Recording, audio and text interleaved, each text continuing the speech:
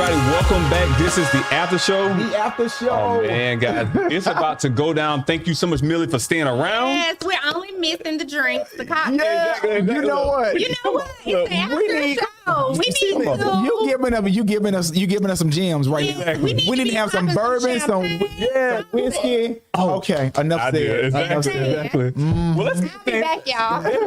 Yeah, most definitely. So, Kayla, start us off with, man. Millie, what is your favorite color? My favorite color is pink, Pink. Okay. but my power color is black. Oh. I like that. So- I like that. I do very well when I wear black. Okay. All right. Okay, are you a jazz person, trap music person, R&B person? What type of person are you? R&B. R&B? Yes, All I the way? like slow jams. I 90s? like love music. I love 90s. That I don't like hard rap, period. Okay. Oh, man. Favorite artist. Favorite music artist. Oh, that switches all the time. Oh. Oh, man. Ooh. Well, who's hot right now? Who's hot right now? I like Jack Harlow. First Class is Okay. my favorite song right Okay. now. So yep, when I find my favorite, I listen to it on repeat. Speaking of First Class, where was your last vacation? Oh, my last vacation was Santa Rosa Beach in Florida, Walton County, y'all. It's on the Emerald Coast in the Panhandle. Oh, Never been. beautiful, beautiful turquoise water. Oh, wow. Yes, it's like a hidden gem. I know- White sand. And what's it called? It's Santa? Santa Rosa. Never even. Let me write it. Oh, Y'all. my goodness. My family and I went and we spent about 4 days down there for spring break. Beautiful. Santa Rosa. It's a gem. Love it. And you said the Panhandle. Yes. That is. Yes, okay. yes, yes. You got to check that I'll out. show y'all some video of the water. Look. Gotcha. I got one more question. Okay. Are you a foodie? Yes, because my husband is a chef Oh, an amazing chef. and I don't cook. Ooh, come on. It's too much work. It's stressful. Exactly. Yeah. Look, so y'all partnered up really good. If you don't Yes. cook, he's the chef. He's like, Yes, I'm yes. good. Well, listen, what is your favorite meal from your husband, from Jamarcus? Pasta. So his chicken Alfredo, because everything's so homemade and Yes. fresh. It is so good. Goodness. Oh, my goodness. Okay. One more question, like, since he's the chef, does he cook like all the time? No. Okay. Oh my God. No, no. Okay. I was about to say, man, that's like work. So we have a schedule on Mondays and Tuesdays. He cooks at home. On Wednesdays, we eat leftovers from Tuesday. Oh, nice. So that's it. That works. The other days we eat out. I love it. I love it. Well, dive into some other conversation. So I know, carrying from our previous show, I know the importance of routine. I know the importance, especially of a morning routine. I know you said you get up early in the morning. Yes. Kind of let us know what's your morning routine to get you mentally prepared for the day? Okay, so Monday through Friday, I get up at 5:15. Go to the gym. I'm out the house by about 5:35. I go to Planet Fitness, get in about an hour workout, typically until about 6:45. During that time, though, I'm either listening to an audiobook or a podcast. So right now, I'm reading Atomic Habits by James Clear. Okay, yes. It's okay. But I mean, I don't know. It's super monotone, the audiobook. Exactly. So I have the paperback book too. So I'll tell y'all, I absolutely love to read. Yes. Comes from being an educator, I know, but I love to read. So my goal is to read a book a month. Yes. But that's what I'm reading right now. So that's how I get my day going. I typically get back home, help get the kids up, out ready for school. I get dressed and head to the office. And so then my day starts. Working in real estate, though, is not a set schedule, which you know. Yeah. So some days I'm working on my business. Some days I'm working in my business. Wow. So when I'm working in my business, I'm at closings, inspections, out in the field, showing homes. When I'm working on my business, behind the scenes, Yes. admin stuff. Mm-hmm. So, finding properties, tidying up contracts, prospecting, all of those things. So are you handling just personally, because I need to probably connect you with a resource. Okay. I want to give you a resource. Okay. Do you have a transaction coordinator? I do not have a transaction coordinator. Listen, you're missing out. Why do you say that? Let me tell you why you're missing out. So I'm gonna connect you with this resource, and this is gonna propel. If you think you can do 15 million this year, you can double it to 30. Let me tell you this. So a transaction coordinator is, if people don't know what transaction coordinator is, a transaction coordinator is in Atlanta. They have companies that help you with your listing. So you know how you get all the listing documents, they send it to the seller and everything's like that. Well, you can send it to the seller, get all the documents completed. Then you give it to the transaction coordinator. They input the listing into it for you for free. Not for free, for a fee. I think the fee is maybe between $100 and $150, something like that. So you pay them, you set and forget it. Pictures and everything, they do all of it yourself. when it comes down to the deal, and you only pay that $150 for your listing up front, done. For the transaction part, Camille, is if you are ever in a contract, and you need to you need for them to write amendments or things of that sort, they do all of that. You review it, of course. They do all of that stuff for you, and then you pay them a transaction fee at the end. If the home does not sell, you do not owe them a fee. If the home closes, that's when you owe them a fee. I think it's maybe $295. Oh yeah, send me the info. I will. Send me the And info. that will save you so much time, and now you can really kind of focus on working on your business and in your business. Right. Because that's the thing about real estate. The paperwork. You got to have days where you work on and in. And really, it's a 7-day-a-week job. Right. I work 7 days a week. Yes, I do have the freedom Yes. to, control my time. Right. But you know what? Really, you don't. I take that back. 'Cause you work when people need you to When work. they call. Right. Tell me how important is like your off time, like because I know that real estate is an on and off. Like you say, you wake up at 5 and you pretty much some nights go to bed at 11. When is like, okay, well, I'm not doing anything after such and such. Or like, when is that? Do you have that time? So I try to have that time, but it doesn't work Monday through Saturday. Okay. Sundays, however, are very protected for me.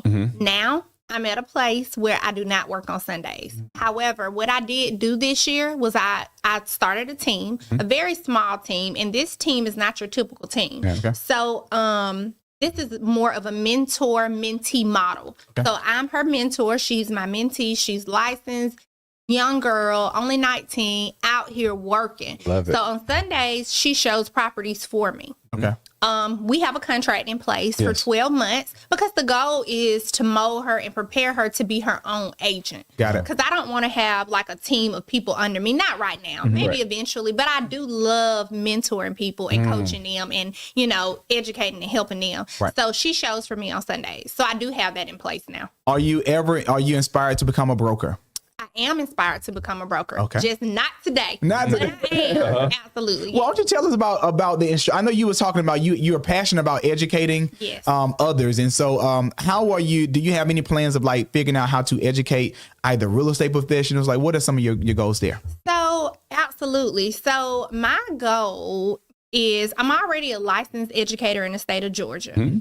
By October of this year, I will have my instructor's license, and I'll be teaching the 75-hour pre-licensed courses to other people who want to get into real estate. So do you hear that? Oh my So goodness. we'll have that gym right here in Milledgeville. And I like that you have someone who's teaching that's actually practicing as well. You are actually out there as a full-time licensed realtor, and you're actually you're mentoring people, but being able to teach that course and have somebody who have real world experience, especially even new, like, because the market has changed. 20 years ago, that's a different market than today. Absolutely. It's a totally different, and when you're teaching, you're able to go through and bring that relevance, still staying to the core of the curriculum, but being able to go through and have real world scenario, like realizing people need to understand what's working, what's not working nowadays. Because it's totally different. So what will actually, I know sticking to the curriculum, are there any things that you're going to be doing a little bit different or any mentoring that you'll be doing with your students that are coming through your program, or have you thought about that yet? You know what? I have not thought that far into it yet. I do know I won't have large classes. It'll be very small, maybe 10 people, because I am very hands-on. And I like to see people do well. And if I'm doing something, I'm going to do the best I can to get the job done. Yes. So if these people come in to take this course to want to learn how to sell real estate, I plan to get them to the finish line. The state and national exam is the tough part, isn't it? Yeah, that's a tough part. That's the tough part. That's a tough part. But I plan to prepare them well. That's good. Hey you, are you taking care of a disabled loved one in your home? My name is Natalie and I'm a health coach at Prime Care Homecare. And for the past few years, I've been helping families making lasting memories with their disabled loved ones by helping them get paid to take care of them. If you're interested and this sounds like you, please give me a call at 706-408-0212. I'll be standing by, waiting for your call.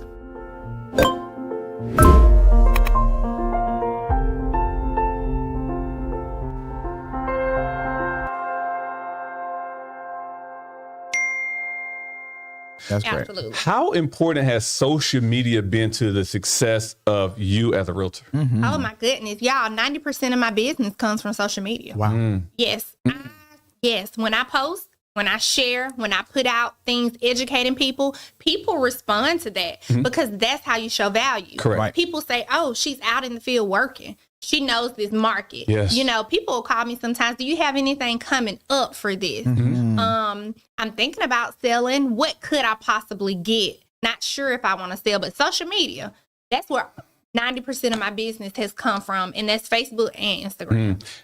Go ahead. Do you know much about Airbnb? I don't know a whole, like, not on the transaction side of it. I Gotcha. stay in Airbnb. Well, that's all good. That does count.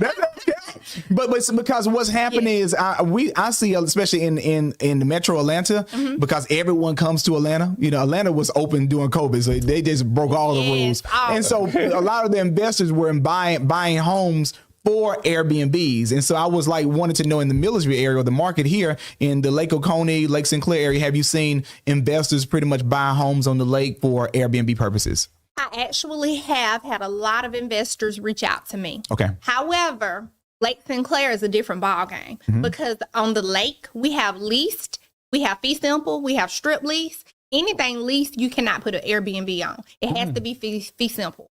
So it's a totally different ballgame. So, for example, I had a condo listed in River North, beautiful 3-bed, 2.5 bath, lake access, but not lakefront. Correct. So, y'all, I had investors calling me left and right. It was only listed at $289. Oh, wow. They wanted that for Airbnb purposes. However, can't Airbnb there. HOAs, So, huh? Yep. So in our area, it's real tricky because really and truly, people were trying to come together at one point and stop the Airbnbs altogether. We don't have a whole lot of Airbnbs on our lake. You can go on there and look. Right. But there are a few, but that land has to be fee simple. Gotcha. So if you are thinking about investing like in our lake area for Airbnb, you got to make sure your realtor is knowledgeable too about what is fee stipulations. simple? Fee simple means you own it free and clear. Got it. Okay. Yeah. Got it. Yeah. No Free and clear. mortgage or just no lease? No lease on the land. Okay. Got it. Okay. So Georgia Power releases those lake lots, but they still have full ownership. So they leased it for a yearly fee to people. Oh. So you only own the property. The lake frontage. Yes, they still own that. Yes. Oh my Georgia goodness. Powers, that's It's a different ball game. That is definitely. Now I will say all of the lake area in Lake Oconee is all fee simple though. Okay. But that's the different price point. Yeah, it is a different Oh, price. different price point. It is. And you pay like in the fee. is- So they own to the water frontage. Yes. See, with Georgia Power, you don't own to the water frontage. You only own the percentage of it, and then you lease that part, but you have access to it. Yes. Okay, that makes So sense. you have to get permits for everything you do on Georgia Power lot. Oh my gosh. Even if you own it fee simple though, like docks, Yes. cutting trees, Right. anything. I'm sorry, go ahead. Nope, go ahead. Let's talk about investors. Do you work with a lot of investors? I do. Okay. I absolutely do. Yes. And so they flip homes. Have you flipped a home? Not yet. But Nice. what? That's on my vision board for this year. Oh, That is on my vision board for this that's year. gonna change your life. I know it is. That's gonna change your life. Oh, y'all, I'm excited. But, I was talking to your sister about this. Y'all, God is going to give me that property. Yes. It's coming. Yes. And I know it is. I may have the property for you. You might. I don't know. because I'm thinking about selling. I need for you to look at it Okay. afterwards. Well, this is what I say too, y'all. The investor question. Okay. Most of the investors that want to invest into like our city county limits right in here, they want to get properties for Georgia college students. So they're looking for houses in that area, asking me if I'll find them one, cold call, do some things for student housing. Correct. So, one investor has sent me like all kind of plans already of what he wants to do with these houses. So I'm trying to find him one, something off market. So I've been looking. Oh my goodness. Yeah, off market for it. I'm about to give you one at the end. I'm in the right place. You're right. See, that's what it's about relationships. It's about relationships when it comes down to real estate. So let's talk about this. Let's talk about. Well, first of all, I'm just really impressed with you because you came into the real estate market not really, just being a newbie, being wet behind the ears, and you have really made a major impact. And so, and I love that. And I love that your impact is not just in our brown communities, but with everyone. And so that's when I appreciate that. How important is wealth creation and building wealth in our Black communities for you? Okay. So can I answer two things with what you just said? Yes. Okay, you said I came into it and I kind of disrupted this area, this market, right? Y'all, being an African American woman in the world of real estate in this community has been, I looked at it at first as a handicap because I came in and I saw like the side eyes, like, wait a minute, this young Black woman out here helping sellers and buyers. Right. I remember closing with a family who wasn't African American, and an agent asked me, how'd you get them as a client? Wow. Yes. So right then and there, I said, okay. That's a bold move right there. Oh, yes, that was real bold of her, but she's a bold agent. And it's okay. And she's good at what she does. Yeah. But what I noticed is that a lot of other ethnicities don't help our ethnicity. Right. So I said right then and there when I was asked that question, I said, okay, now I'm about to be that diverse agent. Yes. I am going to help all minorities, Caucasian, Right. all ethnicity. Asian, and guess everybody, what? yeah. Everybody. So that's what I have set out to do, to break that racial barrier Yes. that we have in these small communities. And when I first got into real estate, I said, you know what? I need to be in the Atlanta area. I need to be in the city selling. But guess what? It's plenty of revenue right here. It's families that need help right here. Yes. It is everything that I could do there, I could also do here. Right. Now, not saying because I do want to get a license in Florida. Because I love the ocean, y'all. So I do plan What's to the get name of the that beach Florida again? license. Santa Rosa or Santa? Ooh, yes, Santa Rosa. Sell some Santa Rosa Oh, real estate. yes. When I went down there too, I met so many families from the Atlanta area. I kept seeing all these tags, Fulton County, DeKalb County. I was like, wow.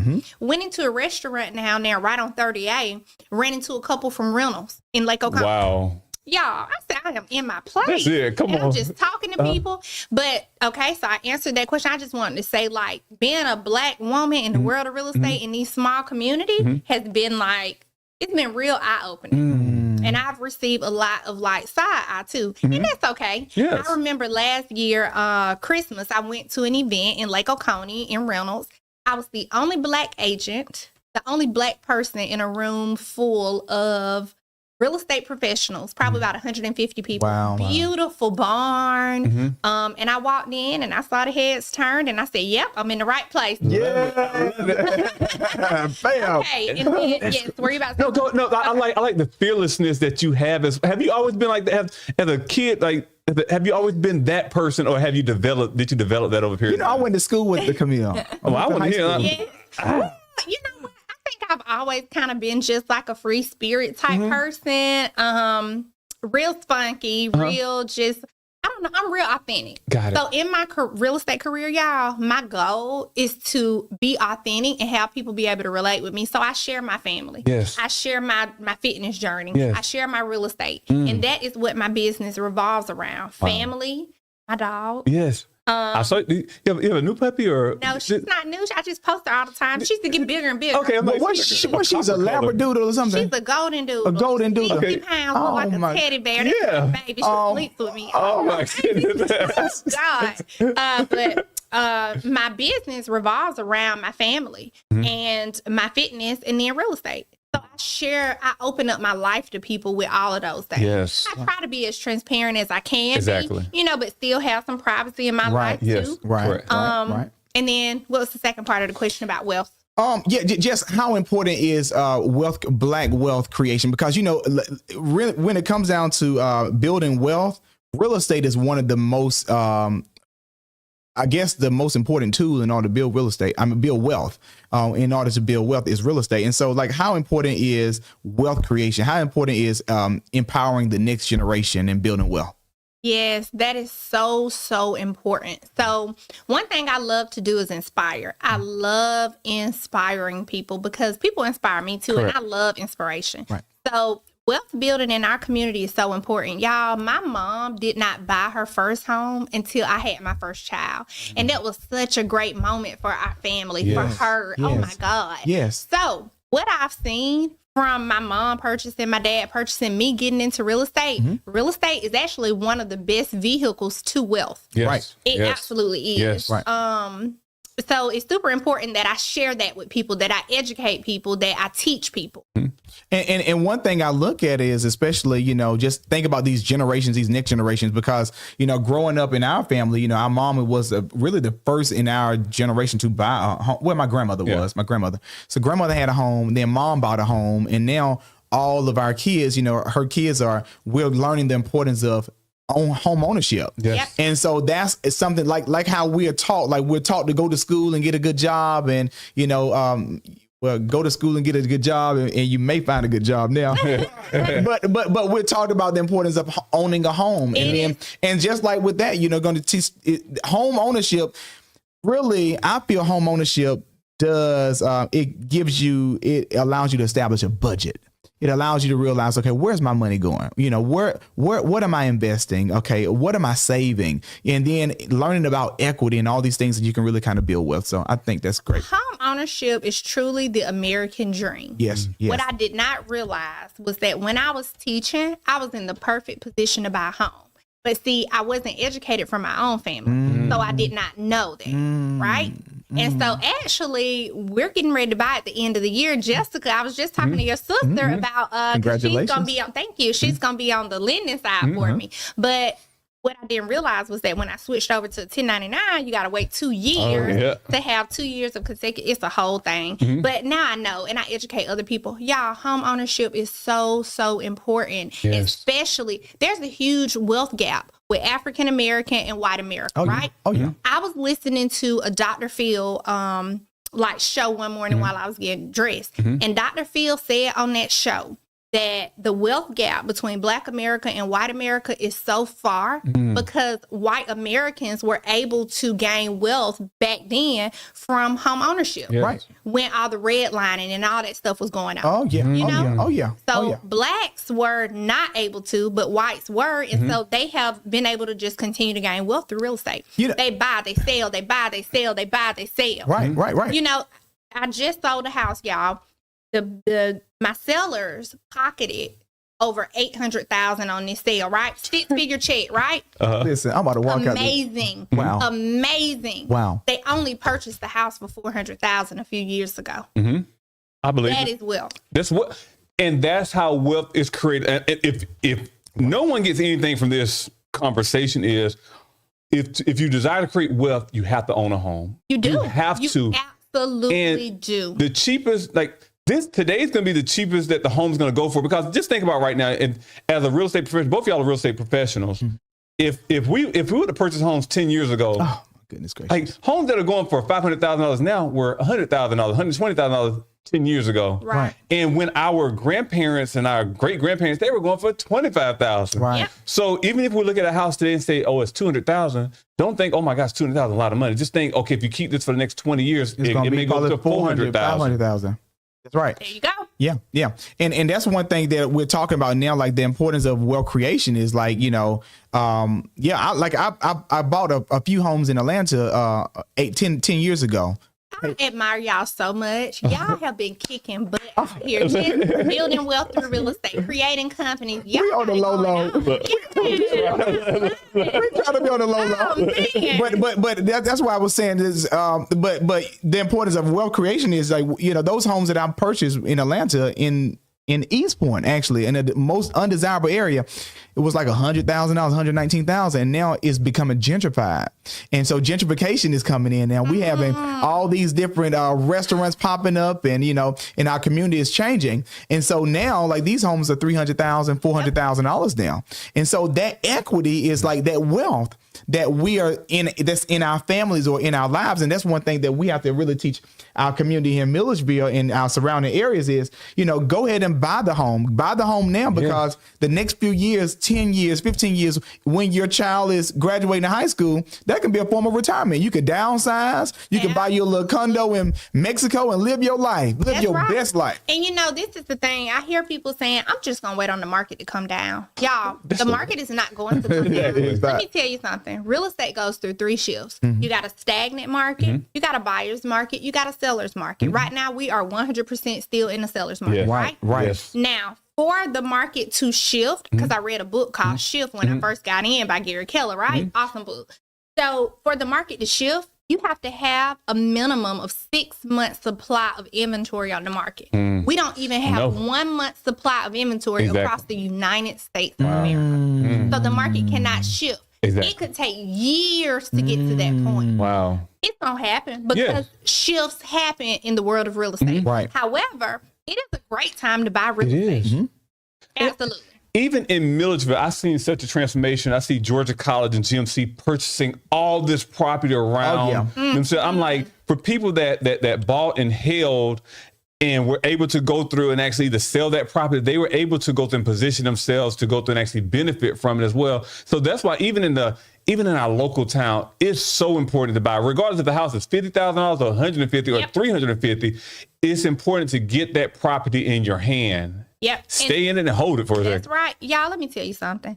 I pride myself on the fact that whether someone is purchasing a home for $85,000 or $850,000, I treat them in every transaction exactly the same. I'm going to educate them, help them, teach them, celebrate them, everything I can from the start to the finish. And that's what I love about myself as an agent. Love it. I love it. No matter the race, price point, it doesn't matter. This has been an amazing conversation. I mean, The after show. I know that people got a lot of gems out of this, Yes. and I really encourage individuals to go through and purchase that home. Don't be afraid. I remember the first time I purchased my home, I was in my 20s. I was like, oh my Lord, like what in the world I'm doing? I didn't know what I was doing. How was your agent experience? Actually, I bought a remote because my brothers, Caleb and Joshua, they were like, hey, we got a house down here we want to invest in, sight unseen. I was in the military, but I bought it. I still have one of the houses that we bought. But I don't regret it because it taught me the process. It made me think on another level. Now I became an investor. I became a landlord. I was able to go through and create wealth by not even staying in the home. So that's one thing I'd encourage individuals. But in your 20s, 30s, just buy. Just buy. Y'all know what? I have noticed that with minorities and other ethnicities, minorities will say, no, I'm staying in this house forever, even when it has gained so much equity, right? I'm staying here forever. But you got $200,000 in equity in the house. You can sell and come out with a check, a six-figure check, right? And retire. Yeah. Well, other ethnicities are like, oh, I got that much. I can make that much. Sell it, put it on market. Quick. Had a client call me, Camellia, how much can I make on my house right now? I said, you just bought it in December. Tell me what I can make. I told her, she said, we might be selling next month. You just hold on. Let me look and see if I want to do this. I said, okay. Yeah, you should never fall in love with real estate. That's right. You should never fall in love with it. You know, even if it's your forever, use it as a vehicle to. We're gonna end it on that note right there. Exactly. We're gonna end it on that note. Use real estate as a vehicle to wealth. So thank you, Camille, again for our post show. Unfortunately, we don't have any whiskey or champagne. Next time. But that'll be definitely next time. But there you go, have it. You guys, thank you for tuning in. Y'all have a great day.